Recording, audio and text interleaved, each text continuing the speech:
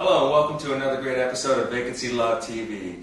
I'm here today with Nick. He's a great guy. You're going to love him. He actually is one of the intuitives through our site, vacancylove.com. Nick's unique in it that he does his readings and helps guide you through your past, present, and future using tarot cards. So what Nick's going to share with us today is what a tarot card is, how he uses that as an instrument to help guide you, and also talk about some of his favorite tarot cards out there. So Nick, welcome, and thanks for coming today. Thank you, AJ. Appreciate it. Could you first help explain to our viewers what exactly is a tarot card and how do you use it to help guide individuals? I'm glad you asked. A tarot card is a symbol that signifies something important going on in your life, either as a personal development issue or topic, such as love, relationships, work, personal interaction, or an event that is coming up that needs to be dealt with, or just a thought of the day even, for personal meditation. You know, we were talking earlier, and you mentioned that you have a multitude of different types of cards if you want. Yes. If you would, and then a lot of our members know about the site is we say come as you are, and you have a specific deck that's specific for the gay, bi, lesbian, transgender community. Yes. Yeah. Wow, that's amazing. And how is that any different than any other tarot deck, if you would? Well, the gay tarot deck is a special deck in that it covers topics such as coming out, interacting with others, learning to be more comfortable in one's self, that the heterosexual decks generally don't cover well enough, if at all. So now if you are gay, lesbian, bisexual, transgender, you have a roadmap that finally comes to you to help you along the way. That's fascinating. That's absolutely amazing. I gotta ask you, do you have a favorite deck that you like to use? Yes, I do. I happen to like the Manara Erotica deck. Manara is an artist who used to work for Heavy Metal magazine doing their illustrations. It's a very tastefully done love, sex, relationship reading type of deck. It's just beautifully done. I mean, tasteful, beautiful, just absolutely gorgeous to look at, and very insightful. Yeah, you can tell he really likes it, can't you? Mm-hmm. That's great. That's great. I want to ask you.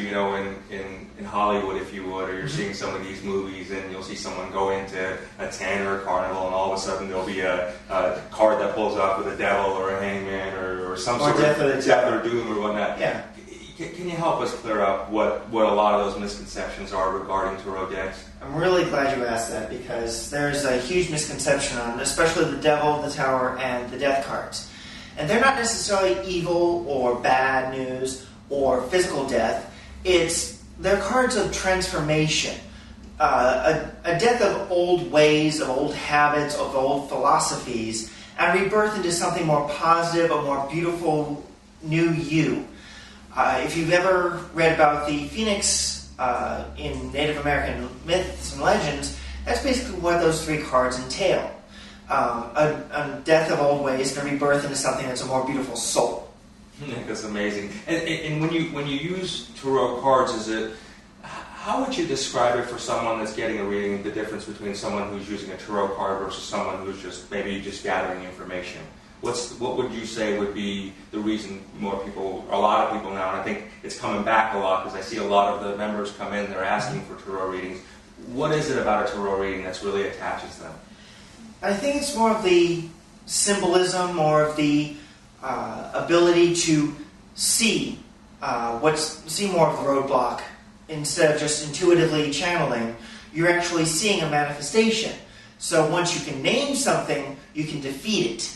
And if you have a problem or an issue, like you're having trouble with finances, or you're looking for your soulmate and you just don't seem to be finding them, when you sit down with a tarot reader, you're actually getting like road signs along the highway telling you, okay, try this down this highway, or true love is 3 exits down.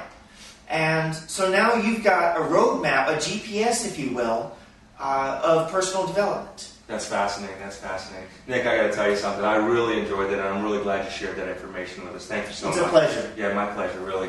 If you would all like to learn more about how you can connect with Nick and get a reading from Nick in person, simply go to www.vacancylove.com, click on the phone reading tab at the top, or you can call the 1-800 number listed below on the screen here today. I want to thank you so much for tuning in today. I know I've enjoyed it, and I hope you have too. And remember, my friends, Tune in often. Tell everybody you know about what's happening here. And most importantly, may all of your dreams come true. Many blessings.